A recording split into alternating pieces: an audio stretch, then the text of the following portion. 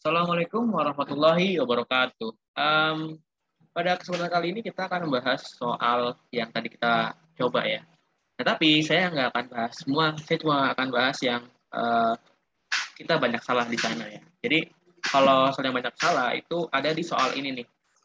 Soal yang ini menurut saya sih soalnya nggak terlalu sulit ya. Kalau kita tahu dan sebenarnya kan kalau saya kan nggak apa-apa ya kalian melihat buku ketika kalian atau ngelihat catatan ketika kalian ngerjain itu juga nggak apa-apa, saya juga maklum itu karena saya bukan tipe orang yang itu menegaskan banget untuk menghafal, karena menurut saya menghafal itu ya bukan catatan untuk belajar. Nggak apa-apa sih kalau saya ini cuma pertanyaan yang mesti kalian jawab aja, ini kan tugas ya bukan ulangan. Jadi, pertanyaan pertama, yang ini, nama peneliti yang meneliti biomagnetik pada merpati atau burung dara? Nah, ini jawabannya adalah Komel, gitu ya. Si yang A ini, yang A. Bukan Anderson, bukan Gay-Lussac, apalagi Dalton. Gay-Lussac sama Dalton tuh ada hubungan sama ilmu kimia. Kalau Anderson itu, saya cuma ngambil nama yang random aja, gitu, nama-nama orang Inggris aja, gitu. Anderson. Jadi ya jawabannya Komel. Jadi Komel ini melakukan pada tahun 1975 dia melakukan eksperimen pada burung dara atau burung merpati dengan cara menempelkan magnet di kepalanya, dan ternyata ketika ditempelkan dia itu nggak bisa balik. Artinya apa?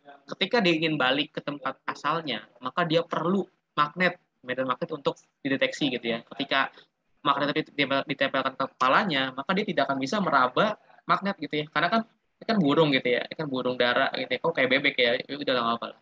Jadi di sini tempelin magnet gitu ya. Nah, ketika tempelin magnet gini, dia tuh jadi ngaco gitu ya. Dia kan ada radarnya di sini nih. Nah, dia itu radarnya tuh jadinya ke sini gitu. Jadi dia ngeraba ini pun ngeraba sekitarnya magnetnya. Jadi ini nggak bisa kedeteksi, malah kedeteksi yang ini terus. Makanya dia nggak bisa balik ke tempat asalnya.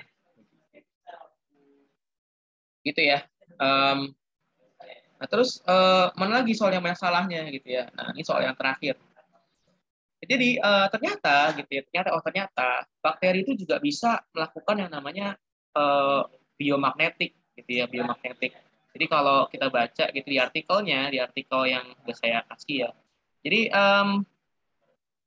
itu apa?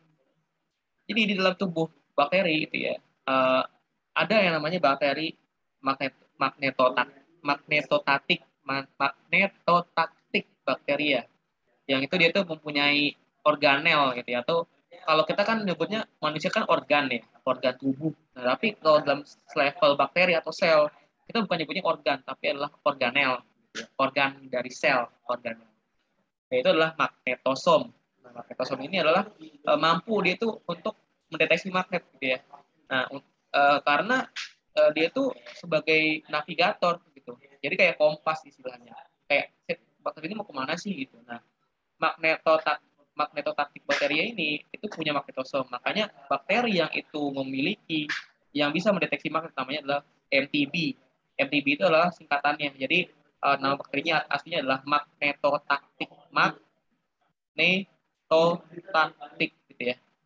Magnetotaktik bakteria susah nih. Magnetotaktik bakteria gitu ya.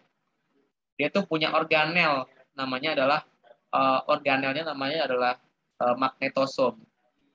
Kan kalau dalam bakteri itu kan ada organel lain ya, misalnya ada organel mitokondria, ada lisosom, ada kromosom dan sebagainya, ada nukleus dan sebagainya.